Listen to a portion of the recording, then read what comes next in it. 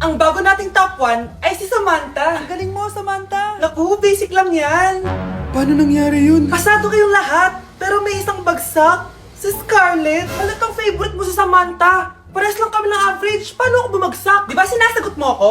Eh, di bagsak ka ngayon. Umanda ka sa akin. A few moments later. Class, mag-behave kayo. Nandito yung principal natin. Magandang umaga, class. Kamusta yung bago nating teacher? Gusto ko pong i-report yung teacher na yan dahil may favoritism po yan. Favoritism? Sinungaling. Yes! Ang taas ng score ko! Anong score mo, Scarlett? 19 yung score ko. Ay, hindi perfect. Buti pa ako, naka 20. Bawi ka na lang next time, ha? Scarlett, nagawa mo ba yung assignment natin? May assignment tayo?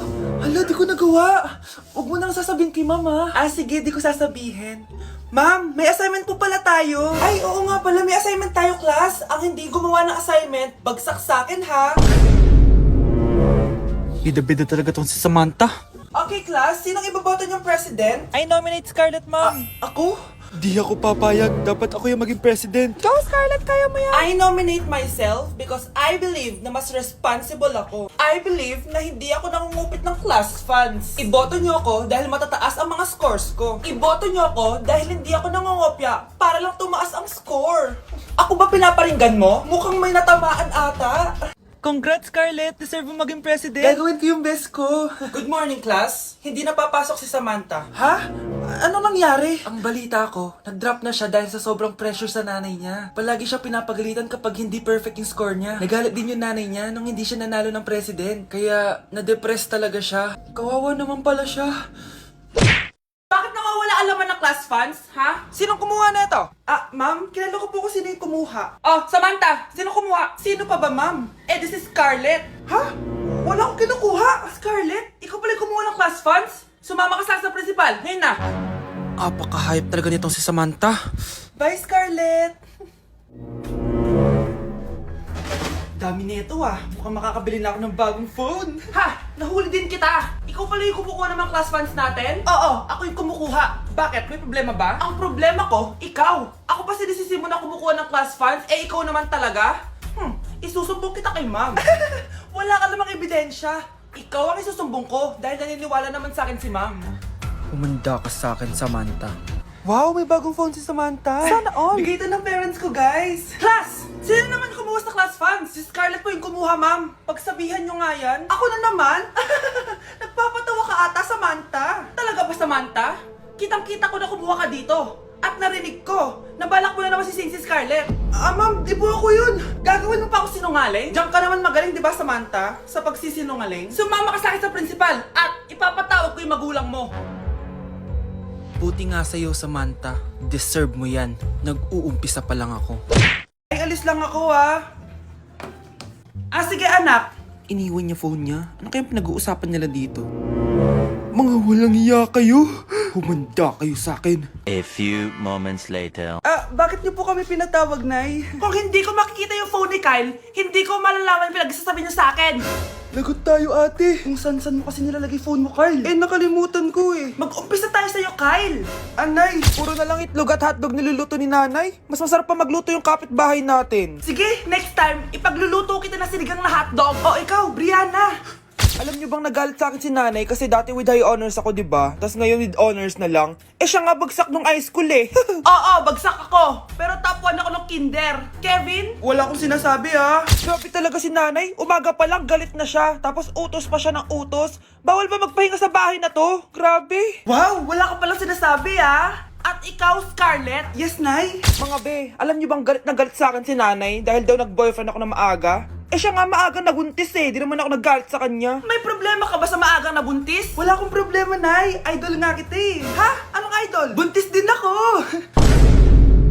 For our last question, ano ang full name ko? Wala naman yun sa lesson Siyempre, dapat alam niyo yung pangalan ko. Dami namang alam nito. Di ko maalala full name niya. Perfect na sana ako eh. Kapag di niyo nasagutan yan, -10 kayo sa akin. Aba, ma'am, paano naman malalaman yung full name mo? Di ka naman nagpakilala sa amin. Ano ka, sikat? Artista? Ang lakas mo mag-minus kapag di nasagutan yung full name mo? Sige nga, ano full name ko? Kapag di mo nasagutan, ma-minus ko yung sweldo mo. Tsaka magagamit ba namin yan kapag nagtrabaho na kami? Di naman, diba? Pakin namin sa full name mo. Hala, na paano siya? Be, anong iniiyak-iyak mo dyan? Nagre-relapse ako, be. Nakita ko kasi mga favorite song namin sa Spotify rap results ko. Lo, OA mo, be. Okay, class. Kanina notebook to? Hala, diary ko ba yun? Sige, tatapon ko na to. Total, wala naman may-ari sa inyo, Ma'am, wait! Diary ko po yan. Oh, Scarlett. Pwede mo bang basahin sa buong klase kung anong laman ng diary mo? Babasahin? Ma'am, nakakahiya. Go, Bes! O ganito, Scarlett. Pag binasa mo yan, may plus points ka sa akin. Sige na nga, para sa plus points. Dear Diary, niligawan ako ng crush ko. Para ako nasa movie at kami yung bida. Siri, play Snow on the Beach. Yee! Ang harap kaya pala may Taylor Swift ka sa Spotify rap mo, ha? Ano ba? Ito na nga, next na. Dear Diary, nagselo siya sa boy best friend ko. Gusto niya na makipaghiwalay sa akin. Hindi ko kayang mawala siya. I will die for you. OMG! Hula ko. Nasa Spotify rap mo si The Weeknd, no? Eto na nga, medyo masakit to. Dear Diary, balita ko, may bago na siyang girlfriend. At yung best friend ko pa yung bago niya. Paano nila nagawa sa akin to? Parehas silang traitor. Hala, okay lang yan, bes. Kaya, ayun, nasa top song ko yung Kill Bill ni SZA. Magre-relapse na yan! Tumigil nga kayo! Oh, class! Tumigil na! Hello ma'am. Sorry I'm late. Nga pala, class! May bago pala kayong kaklase! Dear Diary, eto na ba yung binigay ng universe para sa akin? Hi classmates, my name is Jake. Ang pogi ng pangalan, tapos ang tangkad niya pa. Siya na talaga yung para sa And akin. sa mga nagtatanong, may jowa na po ako. And 3 years na po kami. Dear Diary, suko na ako. Ayoko na magjowa. Mamamatay na lang talaga akong single. Nay, ang taas ng grades ko. Congrats. Kain tayo sa labas, Nay. Sabi niyo pag mataas grades ko, kakain tayo. Wala akong time, anak. Nay, nagugutom po ako. Anak, may ginagawa ko. Nay, di po ba kayo magluluto? Ano ba yung anak? Ang tanda mo na, di mo pa rin kaya magluto para sa sarili mo? Kita mo ang dami ginagawa dito? Storbo to. Sige po, Nay. Ako na lang po magluluto. Mari! Oh, Mare, ba't parang takot ka? Ang dami na kasi nawawalang bata sa barangay natin. Yung kapitbahay natin, 4 na araw na nawawala yung anak niya. Baka naman nag-away lang sila tapos lumayas yung anak niya. Basta ikaw, Scarlett, palagi kang mag-iingat ha. Sige po, tita. Masyado ka nagpapaniwala sa fake news, Mari. Nay, tignan niyo po yung drawing ko. Ang ganda, anak. Di mo pa naman nakita eh. Nay, punta po kayo sa school bukas. Kakanta po ako sa stage. Sige anak, pupunta ako pag may free time ako. Talaga, Nay? Yay! Uy, Mari, kakanta anak mo ngayon. Hindi ka pa pupunta? Hindi na siguro, Mare. Marami pa akong gagawin. Hinihintay ka nun. Pagbigyan mo na, minsan lang. Naku Mare, sagabal lang yun sa trabaho ko. Sige na, marami pa akong gagawin, no? Nasaan ka na ba, Nay? Malapit na akong tawagin. Hindi ka mahal ng nanay mo. Mahal ako ng nanay ko! Tao po. Bakit po, sir? Kayo ba yung nanay ni Scarlett? Opo. Ma'am, nawawala po yung anak nyo. Ano? Si Scarlett? Aware naman siguro kayo na maraming nawawalang bata dito sa barangay natin, ma'am. Scarlett! Yung iba, ma'am, hindi na namin nahanap. Napakawalang kwenta mong nanay. Disturb mo yan. Okay class, accepted sa exam ang may pinakamagandang spoken poetry. Ma'am, I volunteer! Wow! Okay, Scarlett? Esophagus! Habang tayo'y kumakain sa pagkainan, hindi mawawala ang esophagus. Mananatili yan panghabang buhay. Dadaloy yan sa iyong sinapupunan. And I thank you. Magaling! Sinong gustong lumaban kay Scarlett? Ma'am, lalaban po ako. Okay, class, may lalaban pala kay Scarlett. Si Samantha. Pantog! Kapag tayo'y umiihi, syempre, kailangan hindi mo mapigilan ang iyong ihi, syempre, para iwas bato, para iwas sakit, syempre.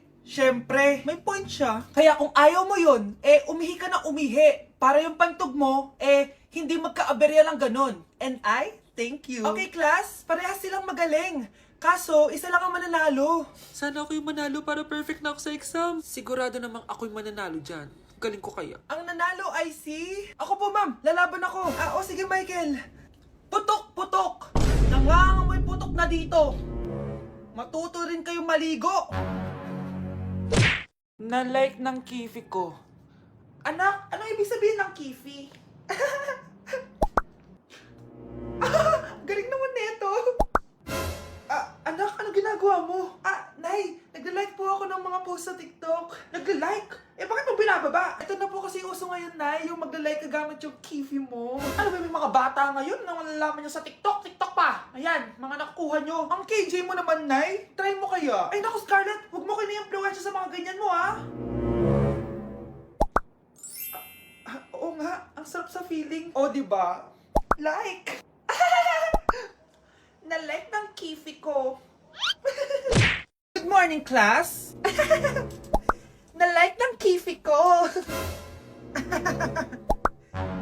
Na-like ng deck ko. Aba, grabe na tong mga to. Ganyan na ba yung mga natututunan nyo ngayon? Sabi ko na nga ba eh, walang magandang dulot yung TikTok na yan. Uso kasi to, ma'am. May bago na nga eh. Hay naku, Samantha, tigilan mo ako. Ano namang bago yan? Eto po, ma'am, tuturuan ko kayo.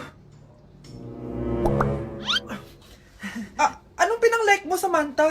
Yung esophagus ko po, ma'am. Esophagus? Grabe yung talent nyo, ha? Ikaw naman, ma'am. Try mo din. Sige. Ma'am, mali po kayo. Ma'am, sumobra po kayo. Hindi na po esophagus yan. Bitukan na po yan. Hello po, ma'am. Ang ganda naman po ng bahay nyo. Sino yan, Nay? Hello po. Anak, ito nga pala si Bebang. Bagong katulong natin dito. Siguraduhin mo lang na magaling ka, ha? Dahil ayoko sa lahat, yung tatanga-tanga. Opo, ma'am. Ayusin ko po yung trabaho ko. Sige na, mag-umpisa ka na maglinis. Sige po. Di ko talaga gusto yung bago namin katulong dito. Nakakainis yung mukha niya. Ano yun? Ano ba yan? Unang araw pa lang dito, may nabasag ka na agad? Sorry po, ma'am. Tatanga-tanga kasi maglinis? Di mo ba alam ng 1,000 pesos ang isa niyan? Linisin mo na yan! At wala ka sweldo na 3 araw, ha? Dahil wala ka naman pambayad niyan. Ganito nyo pala tinrato ang nanay ko? Humanda kayo. Bebang! Gawin mo nga ako ng kape. Ma'am, ito na po yung kape nyo. Ano ba yan? Bakit malamig na to? Gusto mo tapo ko to sa mukha mo, ha? Sorry po, ma'am. Gawin mo ako ulit ng bago. Baka ano pang magawa ko sa'yo. Sige po, gagawa na lang po ako ulit ng bago. Pakatanga. Ma'am, ito na po yung mainit nyo pong kape. Sa susunod, huwag kang tatanga-tanga kung ayaw mo mawalan ng trabaho. Bebang! Kuhaan mo nga ako ng tubig dito. Ito po, ma'am, yung tubig nyo. Doon ka na nga. Yung makita pagmumukha mo. Sakit ng tiyan ko.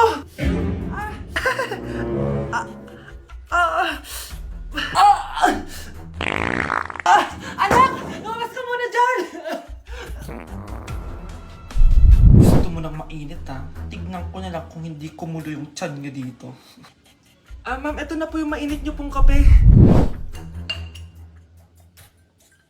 Ito po, ma'am, yung tubig nyo. Hindi ko kayo mapapatawad sa ginawa nyo sa nanay ko. Nag-uumpisa pa lang ako sa paghihiganti ko sa inyo. Nilapitan ko hanggang sa may diwata na pagdilat ko. Nalasing kagabi, ang galing katabi. Hoy! Kayo dalawa! Ano ginagawa nyo, ha? Ba't may pakis? Ma'am, ito po kasi usong step ngayon yung may pakis sa chicks. Ayan! Sinasabi ko na nga ba? Puro na naman kayo TikTok! Mga nalalaman nyo! Ang bata-bata nyo pa, may pakis-kis na kayo nalalaman dyan? Mag-aaral nga kayo na maayos! Ang bitter ni ma'am porket walang kadate ng Valentine's. May sinasabi ka ba, Scarlett? Wala po, ma'am. Anak, kain ka na, oh. Darating yung mga kaibigan ko, ha? Wag na wag mo ako ipapahiya. Sige, anak. Andyan na sila. Oo, tapos nagkita kami ng ex ko, di ba? Kayo pala yung mga kaibigan ni Scarlett. Gutom ba kayo? May pagkain dito, ha? Ang pangit pa rin ng mama ni Scarlett, no? Isa lang yung mata. Huy, grabe ka naman. Naya na ba? Di ba sabi ko sa'yo, wag mo ako ipapahiya? Kainis! Umalis ka nga dito, huwag kita makita. Sorry, anak. Tara na nga, labas na nga lang tayo. May panira dito, eh. Tara. Anak, sandali. Anak, Scarlett, graduation mo pala bukas? O tapos? Si nanay ba yung aakyat sa stage? Ay, hindi! Si tita na lang isasama ko. Papahiya mo lang ako eh. Buti pa si tita, kompleto yung mata. O sige, proud ako sa'yo, anak, ha? Kainis! Bakit kasi isa lang yung mata mo? Balang araw, anak, malalaman mo rin kung bakit. Diyan ka na nga, marami pa akong gagawin. Ano bang ginagawa natin sa hospital, tita? Sumama ka na lang, Scarlett. May kailangan ka malaman. Scarlett? Ikaw yung anak ni Susan, right? Oo, Doc. Ako nga si Scarlett. Ba't kilala mo ko? Oh yes, I remember. Ikaw yung batang na-aksidente dati, yung nabulag yung kaliwang mata. Buti na lang dinonate ng nanay mo yung kaliwang mata niya para sa'yo. Kaya pala isa lang yung mata ni nanay. Alam mo, sobrang mahal ka ng nanay mo. Huwag mo siyang papabayaan, ha?